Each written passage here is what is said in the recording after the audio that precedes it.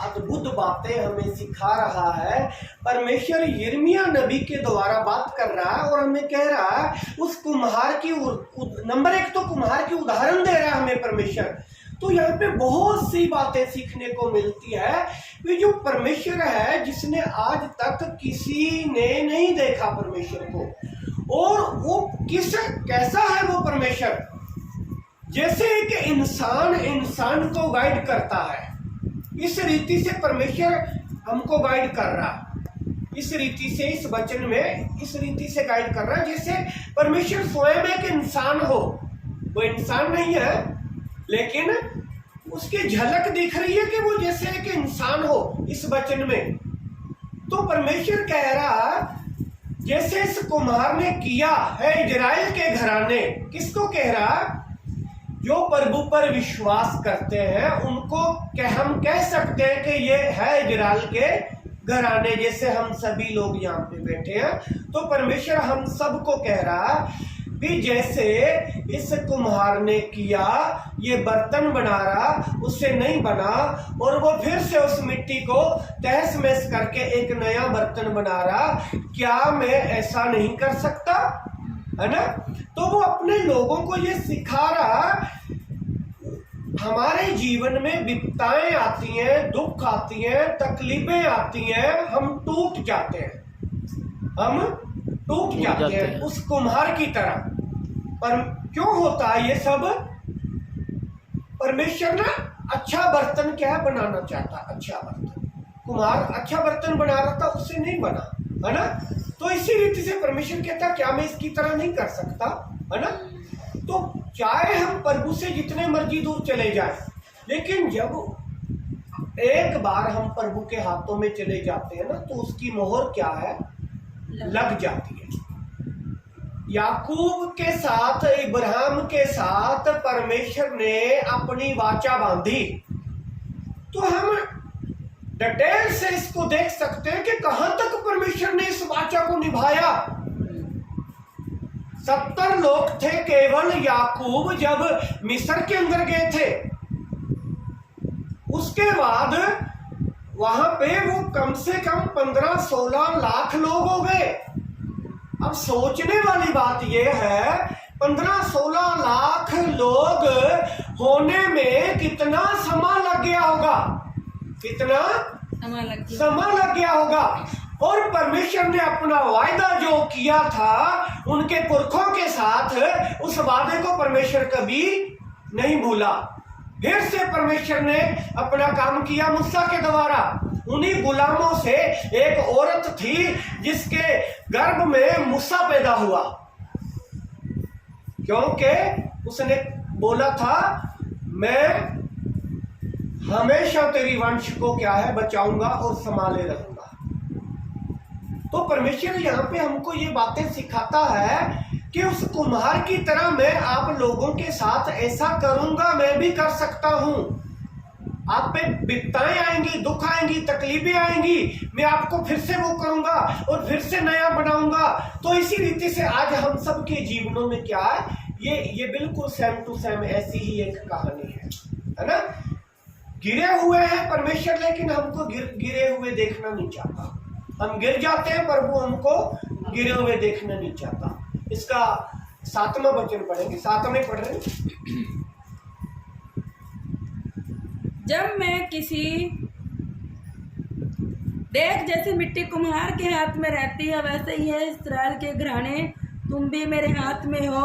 जब मैं किसी जाति या राज्य के विषय कहूँ कि उसे उखाड़ूंगा या ढा दूंगा अथवा नष्ट करूंगा। हाँ, परमेश्वर कहता जब मैं किसी जाति या राज्य के विषय में कहूँ उसे ढा दूंगा, उसे नष्ट करूंगा। जैसे कुम्हार बर्तन बना रहा था, उससे नहीं बना, उसने फिर ढा दिया।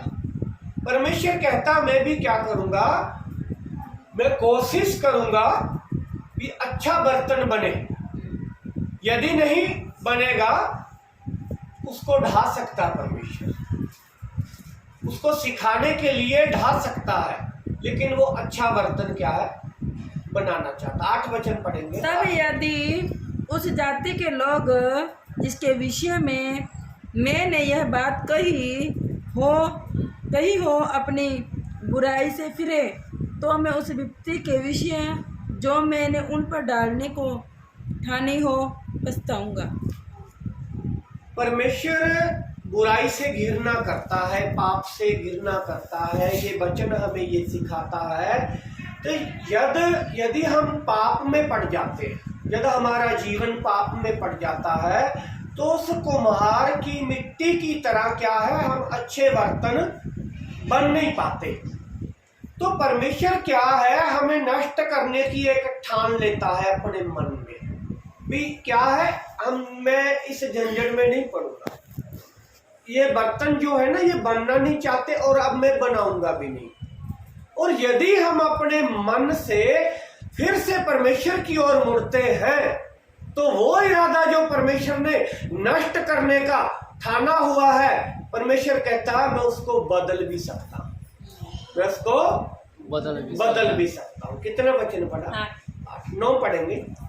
और जब मैं किसी जाति या राज्य का विषय कहूँ कि मैं उसे बनाऊंगा और रोपूंगा। परमेश्वर कहता, जब मैं किसी जाति या राज्य के विषय में कहूँ उसे बनाऊंगा।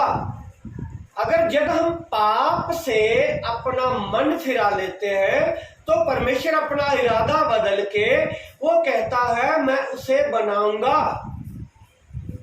10 वचन में क्लियर करेंगे लास्ट। तब यदि वह उस काम को करे जो मेरी दृष्टि में बुरा है और मेरी बात न माने, तो मैं उस भलाई के विषय जिसे मैंने उनके लिए करने को कहा हो पछताऊंगा। हाँ, परमेश्वर क्या है, एक अपने मन के अंदर ना एक इच्छा रखता है अपने लोगों के प्रति। तो कहता है वह काम जो बुरे हैं अगर वो ना करें, और मैंने अपने मन में ठानी है उनको नष्ट करने की, अगर वो छोड़ दे तो मैं क्या करूंगा, अपने मन में पछताऊंगा। तो जब हम परमेश्वर की ओर फिरते हैं, आज का वचन हमें ये सिखाता है कि चाहे हम बार बार गुनाह करते हैं, हमारे क्या है जो पाप है ना, पाप इसको हम कह देते हैं, पाप हमें एक गिफ्ट के रूप में मिला हुआ है। जन्म से हमारे खून में पाप है, हमारे खून में क्या है, पाप है। पाप हमें विरासत में मिला हुआ। तो कोई भी इंसान नहीं चाहता मैं पाप करूं, फिर भी पाप हो जाता है, फिर भी हम करते हैं।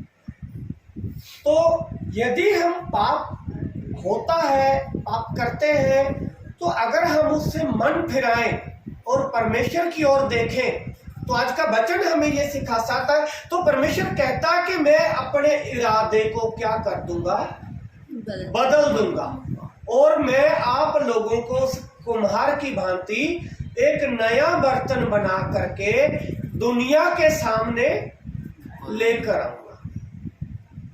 तो परमेश्वर इस वचन को पढ़े सुने जाने में सबको बरकत देवे, आशीष देवे।